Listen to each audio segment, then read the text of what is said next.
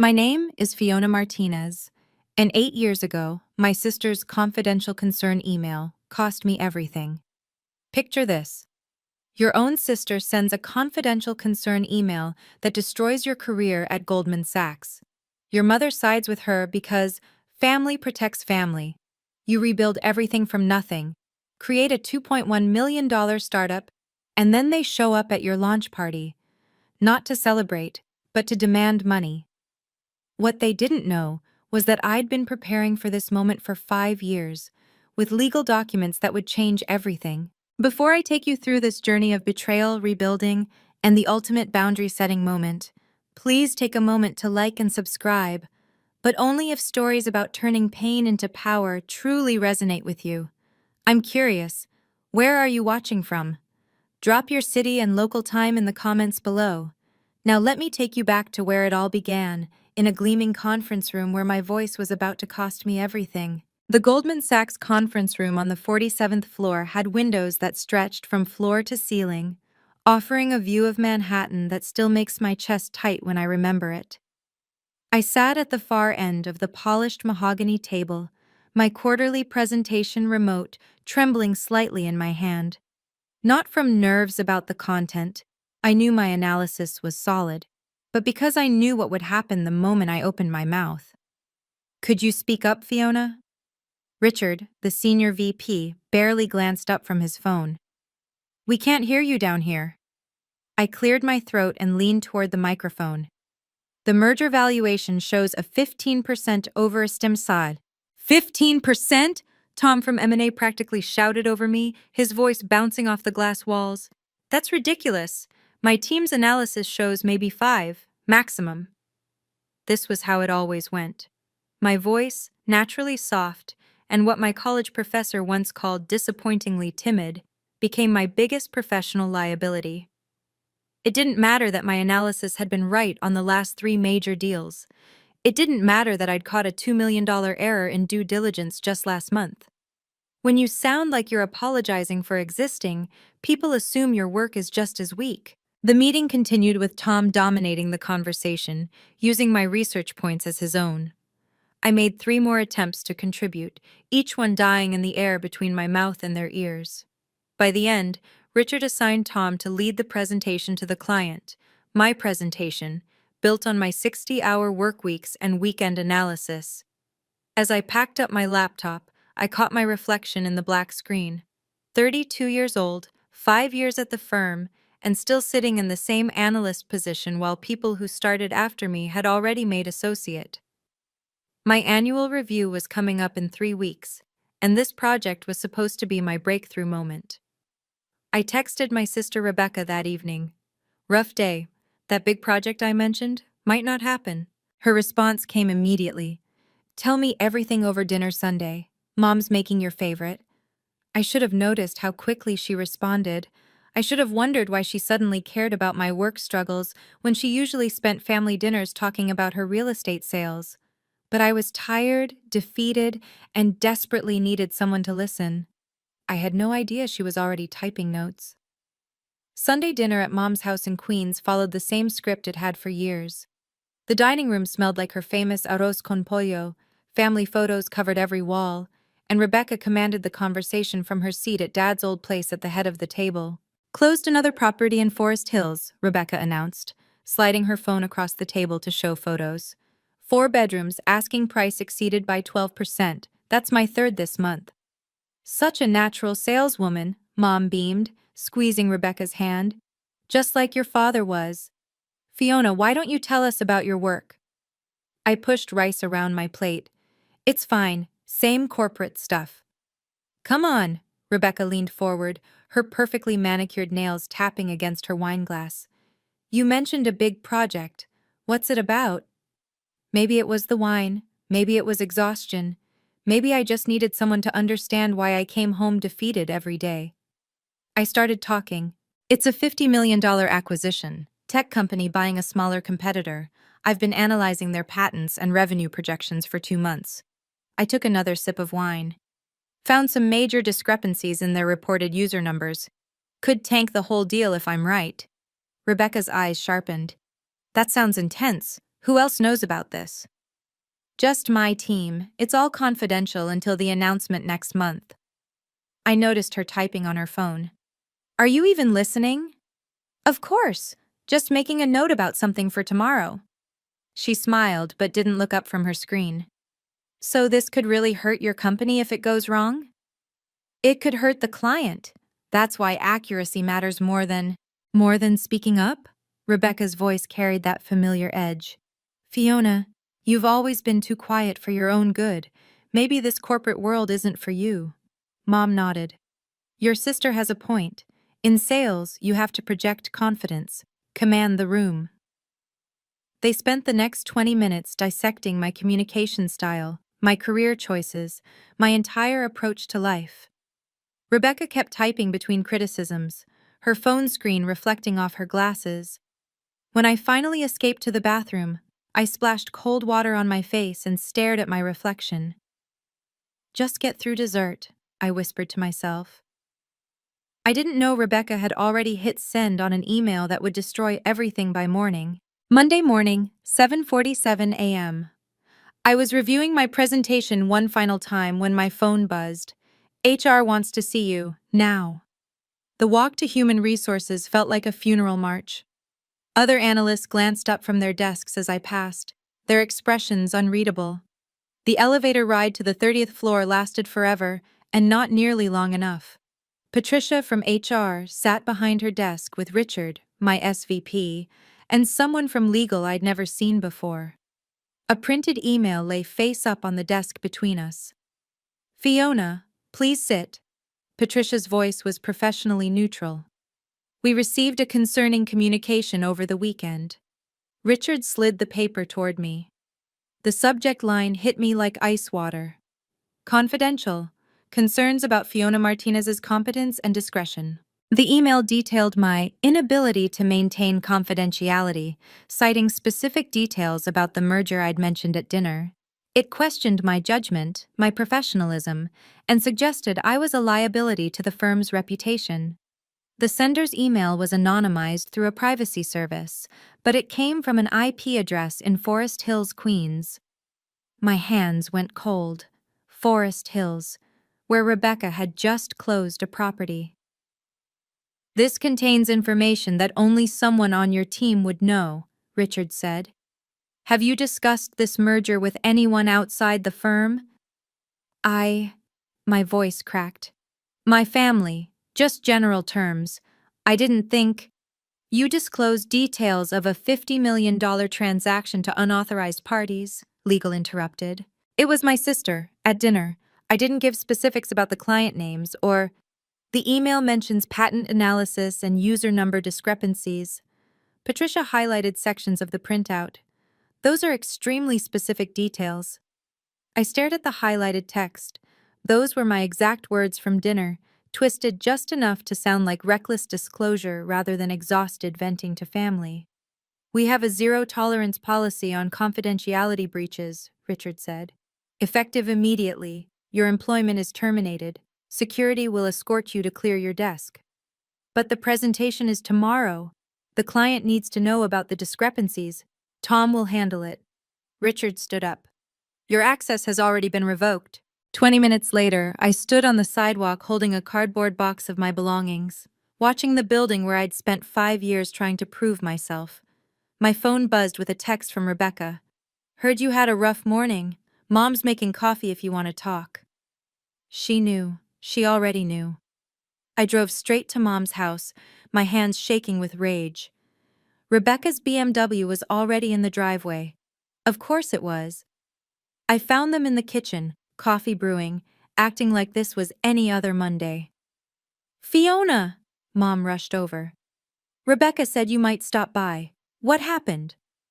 Ask her. I stared at my sister, who was casually scrolling through her phone. Ask Rebecca about the anonymous email. Rebecca looked up, her expression perfectly innocent. What email? The one sent from Forest Hills, the one with everything I told you at dinner. My voice cracked. You got me fired. You're being paranoid. She set down her phone. Maybe you shouldn't have been talking about confidential work. I was talking to my family. I trusted you. Fiona, stop this. Mom stepped between us. Your sister would never. The IP address, Mom. It came from Forest Hills, where she was yesterday. Rebecca laughed, cold and sharp. IP addresses can be spoofed. Besides, you just admitted you violated your company's policy. That's on you. You took notes. I watched you typing while I talked. I was checking my listings. She shrugged. Not my fault you're too weak for corporate life. Enough, Mom's voice cut through the room. Fiona, you're upset and looking for someone to blame, but family doesn't do this to each other. She literally just. Family protects family, Mom said firmly, even when they make mistakes. You made a mistake talking about work.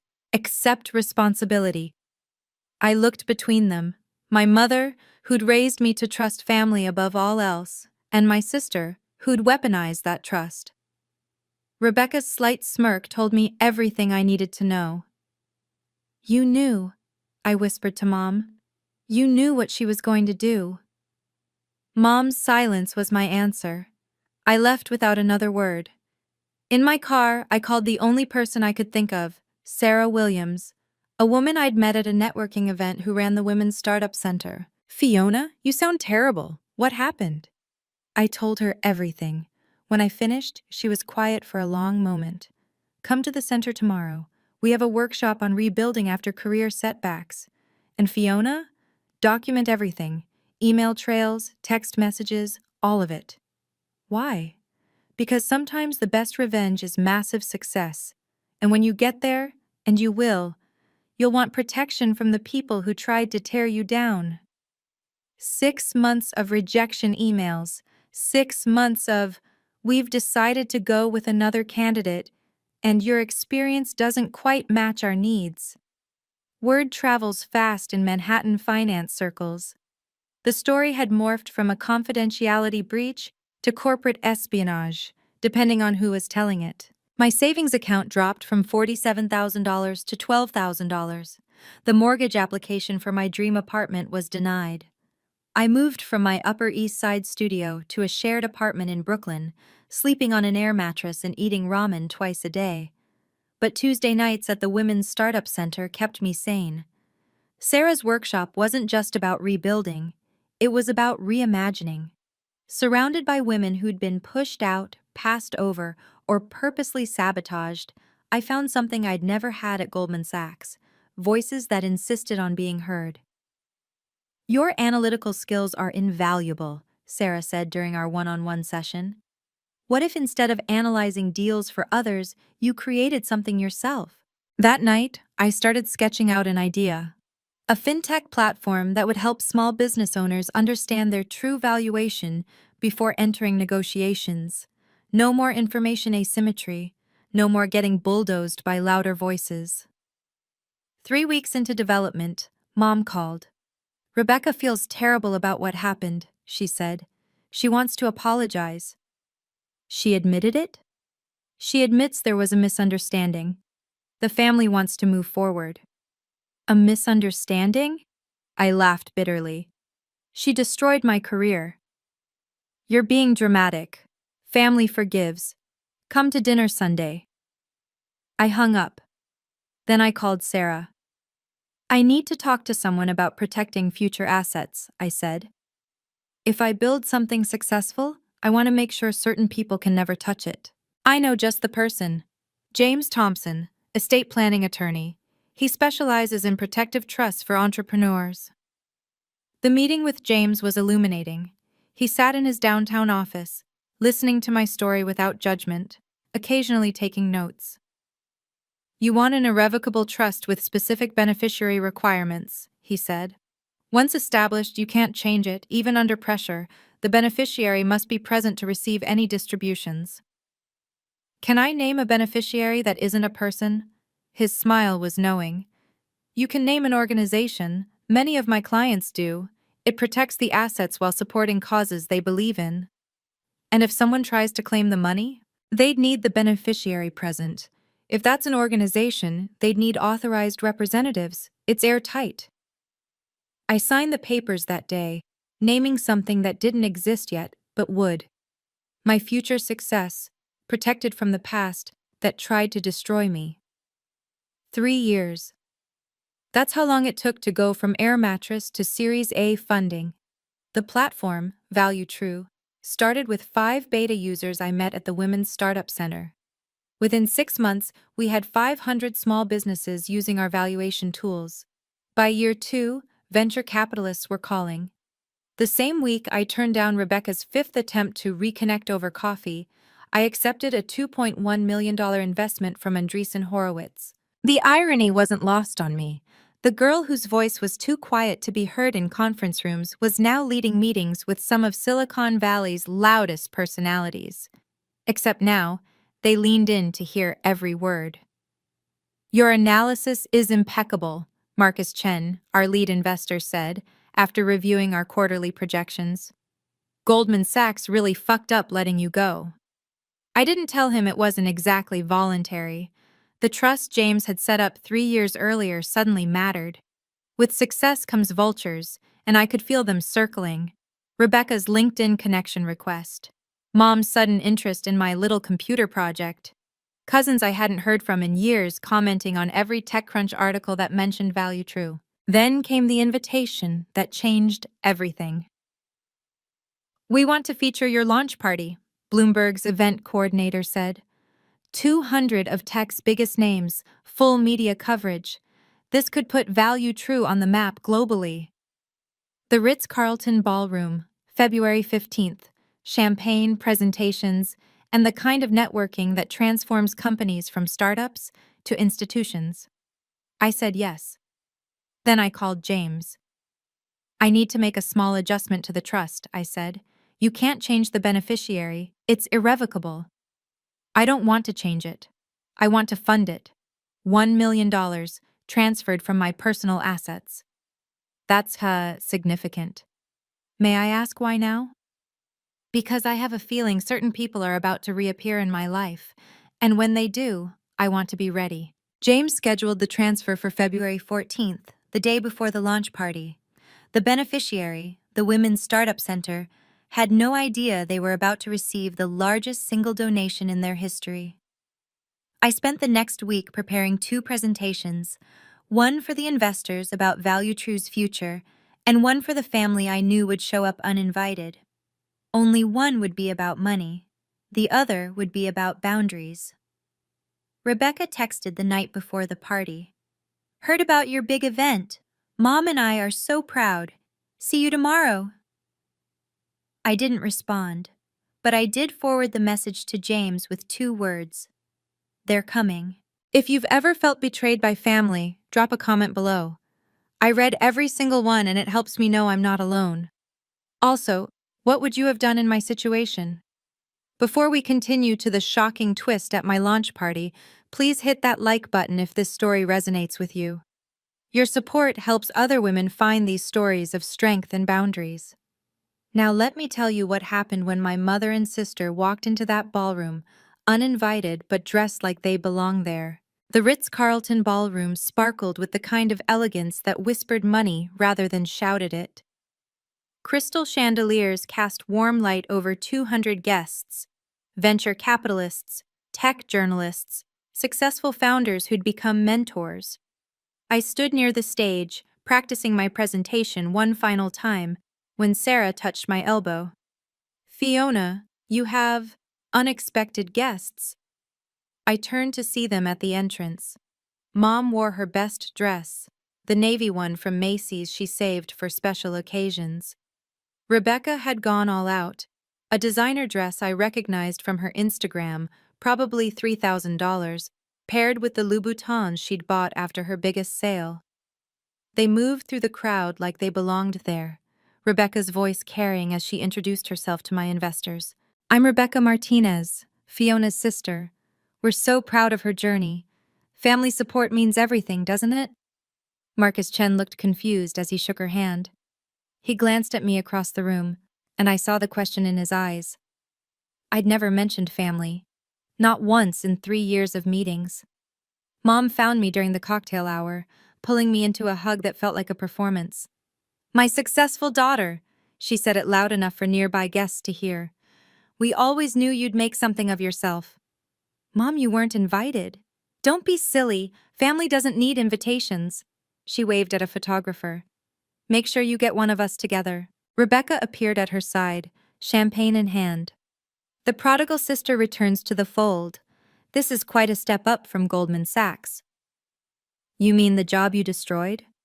Water under the bridge. She smiled for another photographer.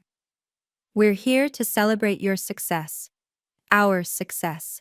The Martinez family's success. The way she said our made my skin crawl. The lights dimmed for the presentation to begin. I walked to the stage, my prepared speech on the tablet in front of me.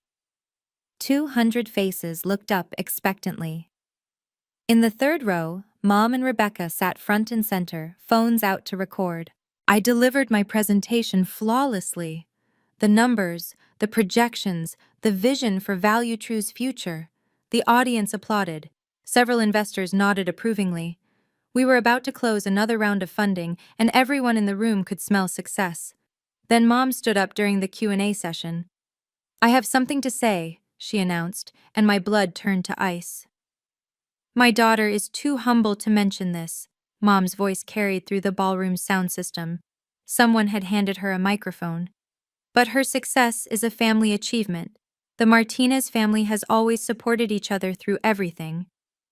Nervous laughter rippled through the crowd. This wasn't part of the agenda.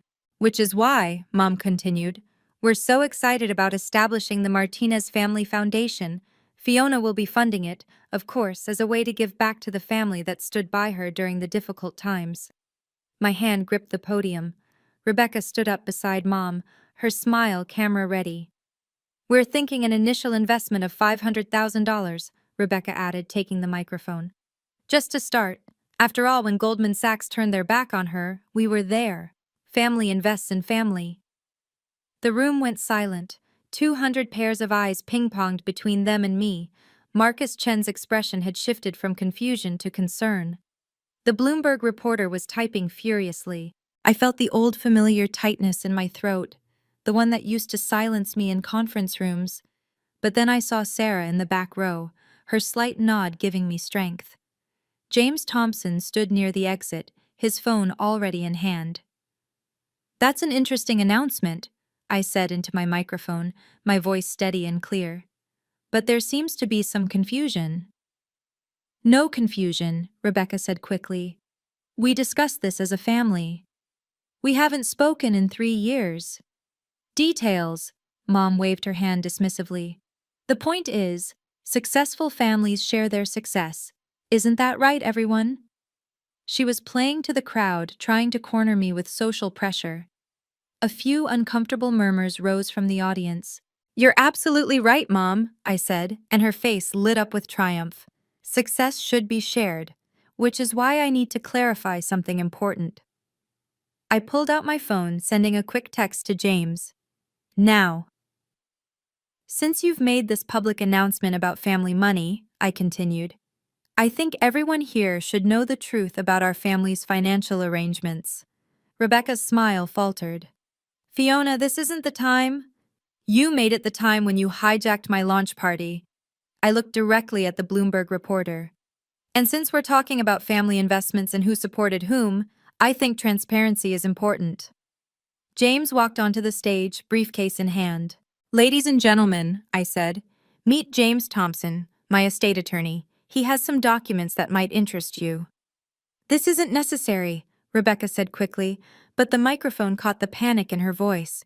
James approached the podium with practiced calm. Ms. Martinez asked me to be present in case of any confusion about financial arrangements. I believe now would be appropriate. Fiona, Mom's voice turned sharp. This is family business. You made it everyone's business, I replied. James, please continue. He pulled out a single document. 3 years ago, Ms. Martinez established an irrevocable trust. Given the public nature of this discussion, she's authorized me to share its existence. Rebecca stepped forward. How much is in it? That's confidential, James replied smoothly. What I can share is that it has very specific distribution requirements. The audience was riveted. You could have heard a pin drop in that ballroom. Whatever the requirements, Mom said, recovering her composure. Family comes first. We'll work with whatever structure Fiona has created. I'm afraid that won't be possible, James said. The beneficiary has already been designated and cannot be changed. When can distributions be made? Rebecca demanded. Only when the beneficiary is present to receive them. Mom smiled, relief flooding her face. Well, we're here now, both of us. I think there's been a misunderstanding, I said, taking back the microphone. James, since my family has made this a public matter, perhaps you should clarify who the beneficiary actually is. James nodded. The sole beneficiary must be present, with proper identification and authorization to receive any distributions. We're present, Rebecca nearly shouted. But you're not the beneficiary, James said simply. The silence that followed was deafening. Mom's face went from confused to pale. Rebecca's mouth opened and closed like a fish gasping for air. Then who? Mom started. Given the public nature of this discussion, I said, I'm happy to share that information. The beneficiary is an organization that actually supported me when my family didn't. Sarah, would you mind joining us on stage? Sarah Williams walked up, her expression professionally neutral, but her eyes warm with understanding. The Women's Startup Center has been the designated beneficiary for 3 years, James announced. As of yesterday, the trust was fully funded with $1 million. Gasps rippled through the audience. Cameras flashed. The Bloomberg reporter was typing so fast I thought her laptop might catch fire. Rebecca's face had turned an alarming shade of red. You gave $1 million to strangers? No, I said calmly. I gave it to family, my chosen family. This is fraud, Rebecca's voice cracked as she spun toward the audience. She's hiding money from her real family. There's no fraud, James said evenly.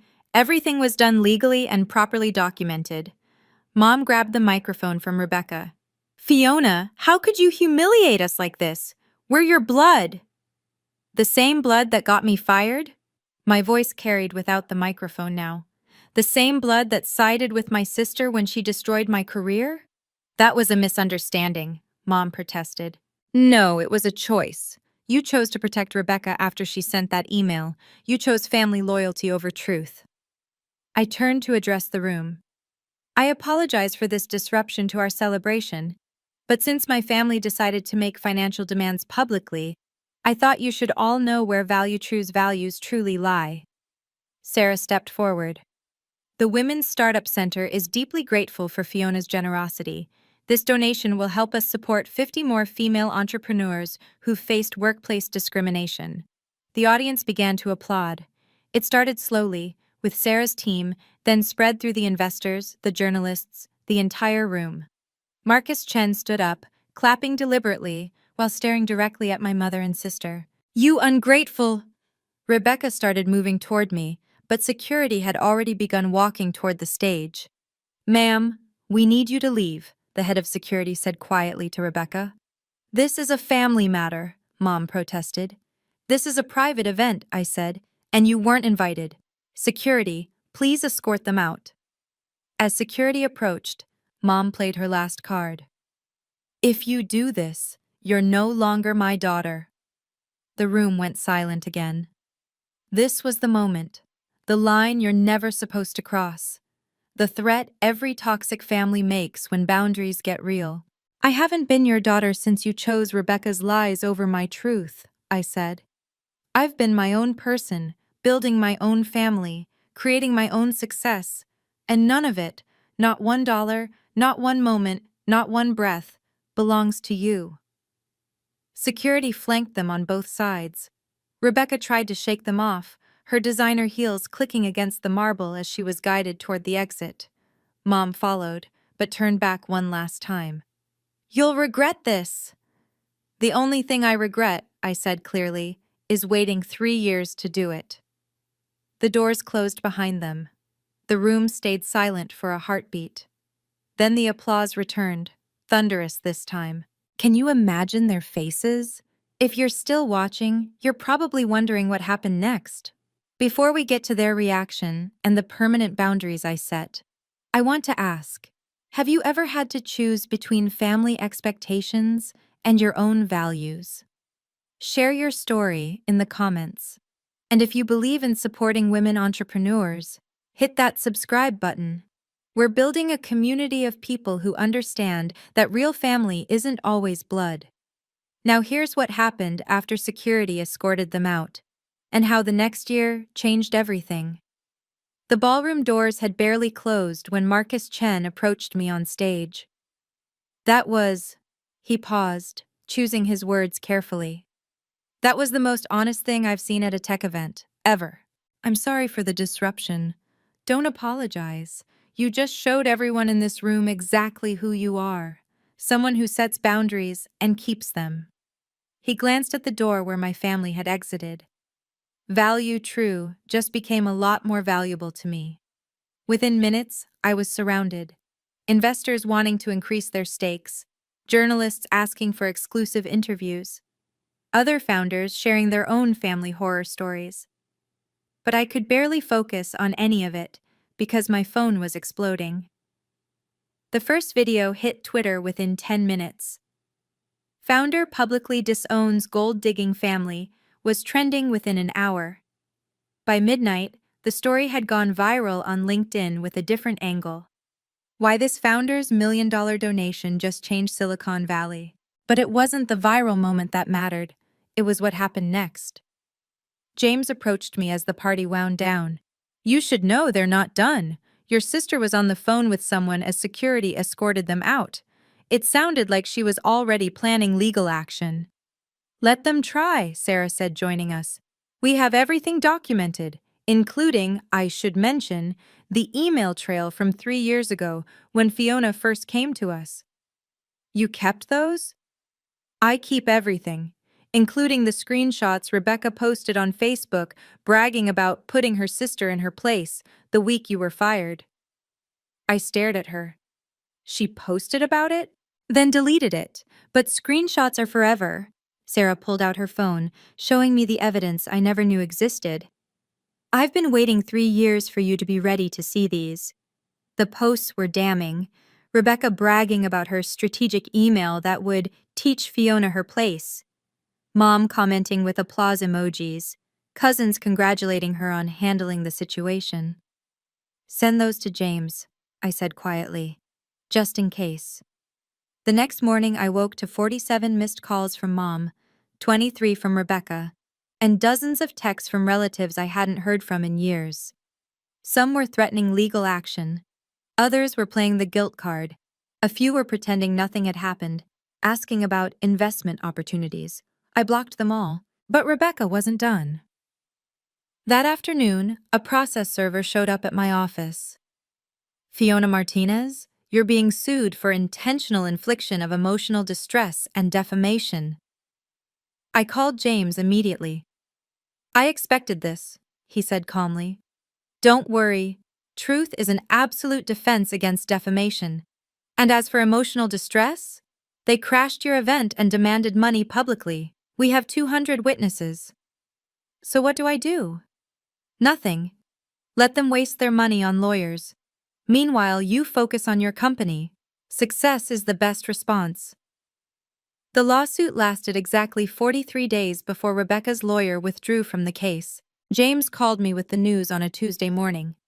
Her attorney reviewed the evidence we provided, the Facebook screenshots, the email forensics showing the IP address, and signed affidavits from 5 Goldman Sachs employees who remembered her calling to check on you the day before the email was sent. She called my coworkers? Apparently she was fishing for information to make the anonymous email more credible. Your former colleague Tom was particularly helpful. He kept notes of her strange questions about confidentiality policies. The irony was delicious. Tom, who'd stolen my presentations for years, had inadvertently documented Rebecca's scheme. But the legal victory was nothing compared to what happened in the business world. The viral video had an unexpected effect. 3 more major investors reached out, specifically citing my integrity under pressure as a reason they wanted in. Value True's next funding round closed at $8.7 million, well above our target. The Women's Startup Center used the $1 million donation to launch a new program, the Phoenix Initiative, specifically for women who'd been pushed out of corporate careers.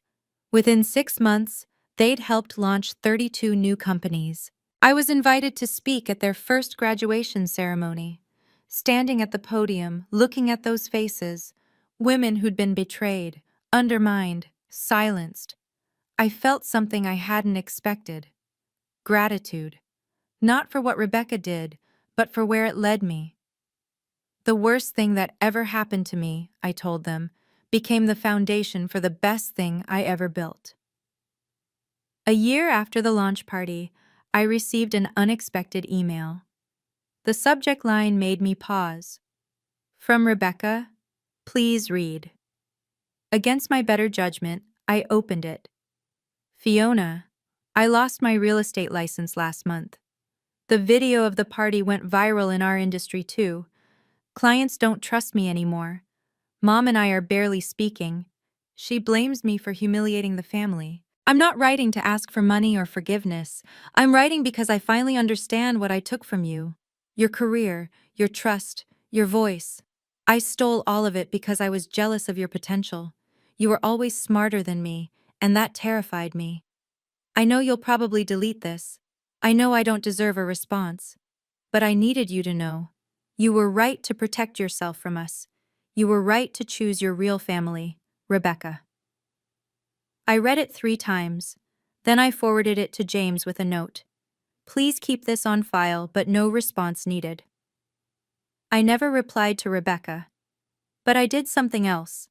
I increased my annual donation to the Women's Startup Center by the exact amount of the raise I would have gotten at Goldman Sachs if I'd made associate that year. Some boundaries, once set, should never be moved, not even for apologies that come too late.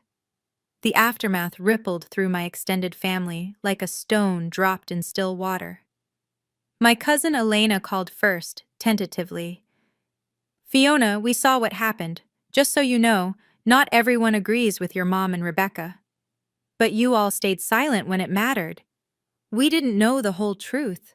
Rebecca told everyone you'd leaked confidential information. She made you sound reckless. And you all believed her without asking me. Elena's silence was telling. Then, you're right. We should have reached out. I'm sorry. These conversations happened sporadically over months. Aunts who suddenly remembered my birthday, uncles who wanted to catch up over coffee. Each one dancing around the same question, was there any money left for family? The answer was always no, but I said it differently each time.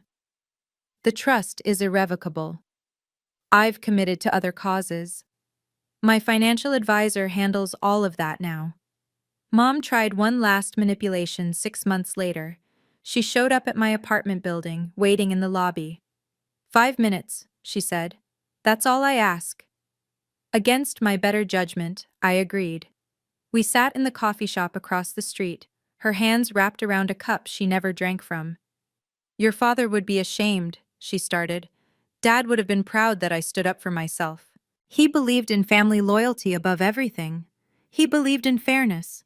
Remember when Rebecca broke my science project in 8th grade? He made her rebuild it with me. He didn't just tell me to forgive and forget. Mom's face crumpled slightly. That was different. No, it wasn't. You just chose to forget his lessons after he died. She pulled out an envelope. I brought photos of you and Rebecca as children, of better times. Keep them. Those children don't exist anymore. How can you be so cold? I'm not cold. I'm protected. There's a difference. She left the envelope on the table when she walked out. I threw it away unopened. The real vindication came a year later. Forbes featured Value True in their Startups to Watch issue. The article mentioned the launch party incident, framing it as a defining moment in Silicon Valley's evolution toward transparency and authentic leadership. Rebecca texted me a screenshot of the article with just 3 words. Dad would be proud. I didn't respond, but for the first time, I didn't delete her message either. Some wounds don't heal, but they can scar over enough that they stop bleeding. My chosen family, Sarah, my team at Value True, the women from the center. They celebrated with me properly. No demands, no expectations, just genuine joy for shared success. That's what real family does. The cease and desist letter James sent was a masterpiece of legal precision. Should you or any family member attempt to contact Ms. Martinez directly, through third parties, or via any digital platform, legal action will be pursued immediately. This includes, but is not limited to, showing up at her place of business, her residence, or any public events where she is present. Rebecca tested it once, 3 months later.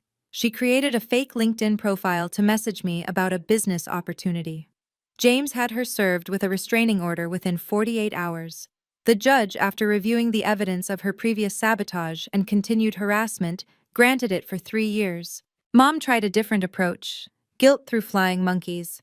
She'd call relatives who still talked to me, crying about her lost daughter. Each time, I had the same response. Mom knows how to reach my lawyer if there's a real emergency. The family reunions I'd once stressed about became non-issues. I wasn't invited anymore, and that was perfect. But the most satisfying boundary was the one nobody saw coming. 2 years after the launch party, Rebecca's husband reached out through James. She was getting divorced and had listed me as a financial reference, claiming I'd promised to help with her business ventures. Your client's sister has named her as a potential investor in her divorce proceedings, James told me, barely suppressing his amusement. She's claiming hidden assets based on a promised family investment from you. Send them the cease and desist, and the trust documents showing she could never be a beneficiary. The divorce court was not amused by Rebecca's lies. According to public records, she ended up owing her ex-husband more in the settlement because of her attempted fraud. Meanwhile, Value True had expanded to 3 countries. We'd helped over 10,000 small businesses get fair valuations. My voice, once too quiet for Goldman Sachs conference rooms, was now keynoting international conferences. The Women's Startup Center named their main conference room after me. Sarah insisted despite my protests. You changed the trajectory of our entire organization, she said at the dedication. That $1 million? It's generated over $30 million in economic activity through the businesses we've launched. That's when it hit me. Rebecca's betrayal hadn't just led to my success. It had created a ripple effect that lifted hundreds of other women. I stood in that conference room, looking at the placard with my name, and felt something I hadn't expected. Complete peace. Not forgiveness. Some things are unforgivable. Not forgetting. The lessons were too valuable. But peace. My phone buzzed with a notification. Another startup wanted Value True's services. Another woman entrepreneur, ready to know her worth. I smiled and got back to work. The best boundaries aren't walls, they're foundations for building something better.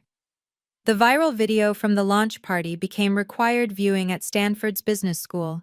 Professor Williams, no relation to Sarah, used it in her course on crisis management and stakeholder relations. She invited me to speak to her class via Zoom 3 years after the incident. Ms. Martinez, your handling of that situation has become somewhat legendary. What would you tell students about managing family expectations in business? Document everything, I said. Hope for the best, but protect yourself for the worst. And never ever let anyone make you feel guilty for your success. A student raised her hand.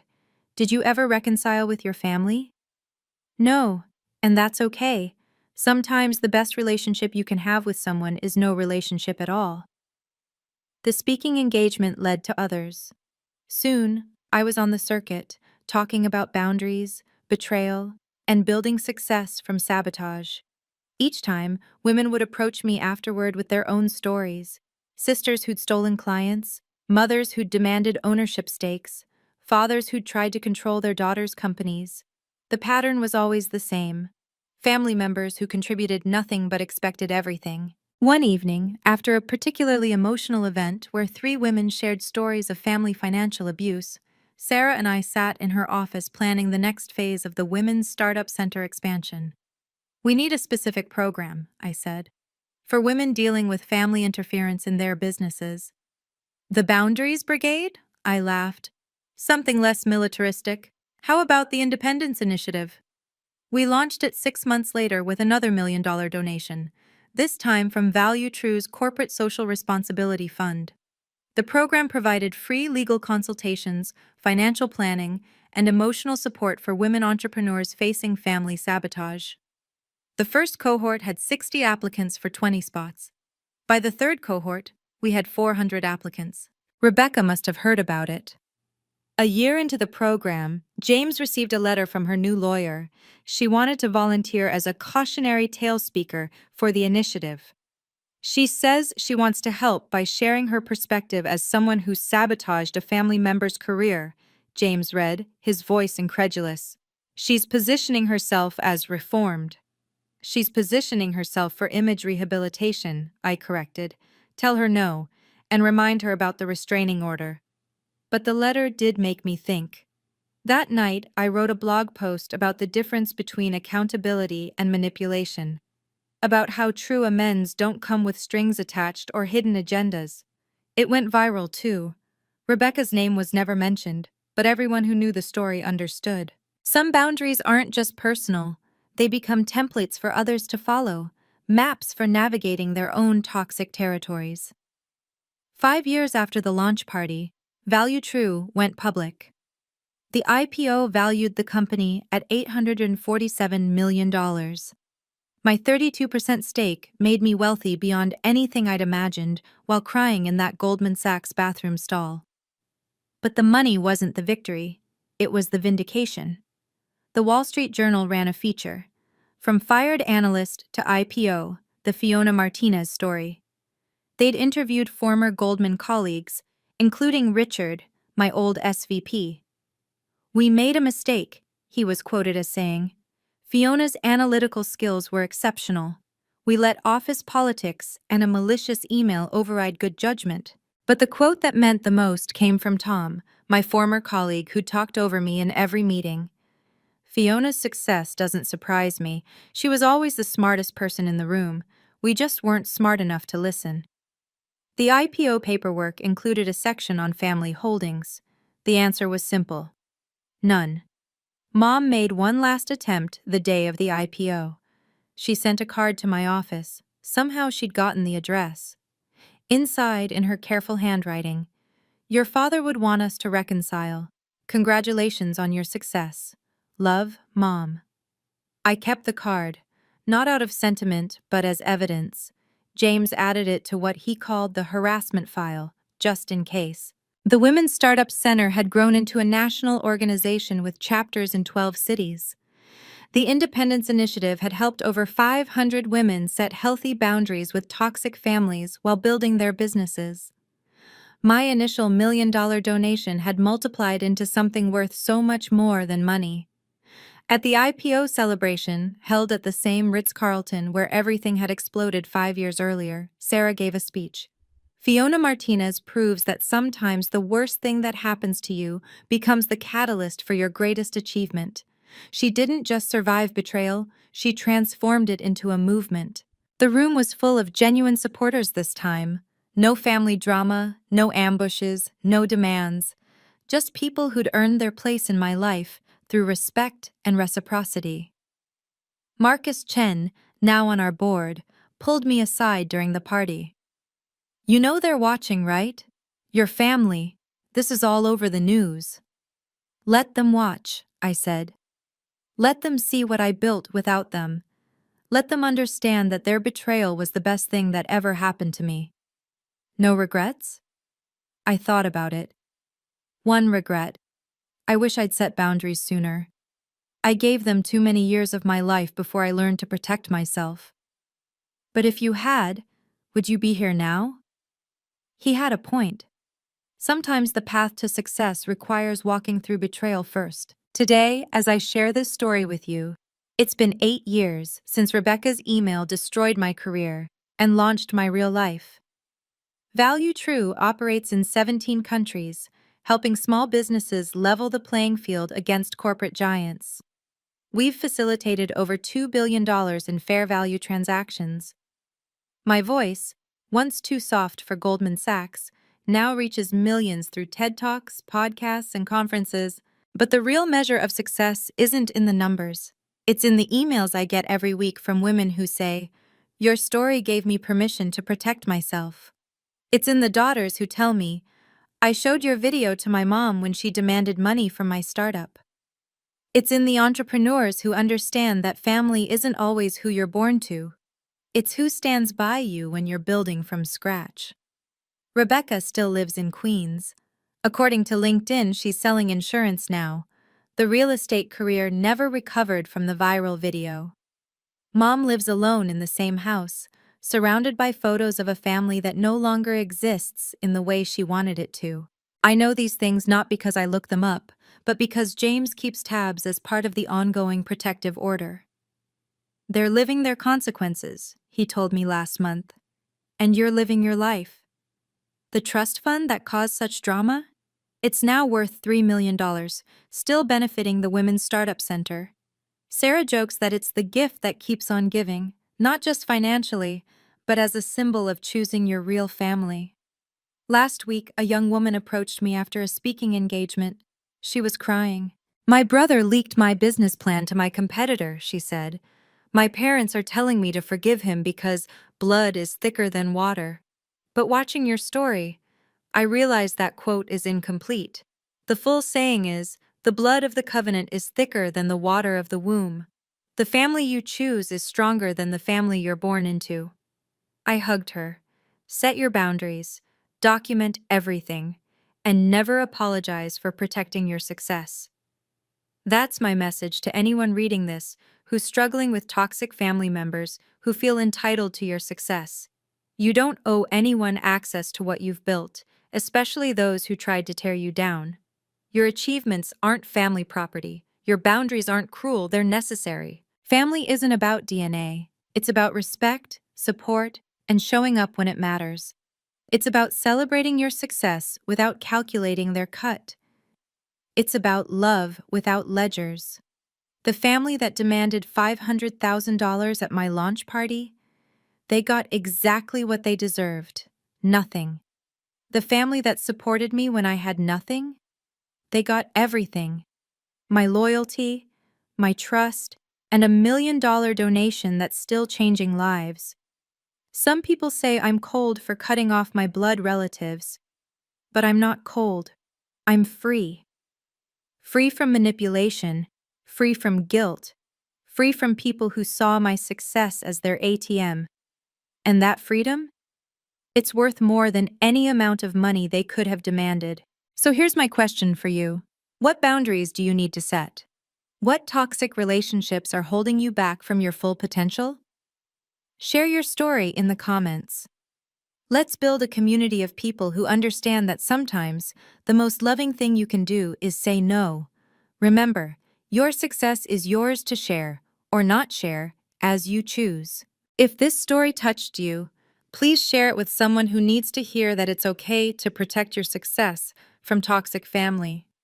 What boundaries have you had to set? I'll heart the most powerful stories in the comments. Subscribe and hit the bell for more stories about women who turned betrayal into triumph. Next week, I'm sharing the story of a woman whose mother-in-law tried to steal her business. Until then, remember, your success is yours to protect and share as you choose.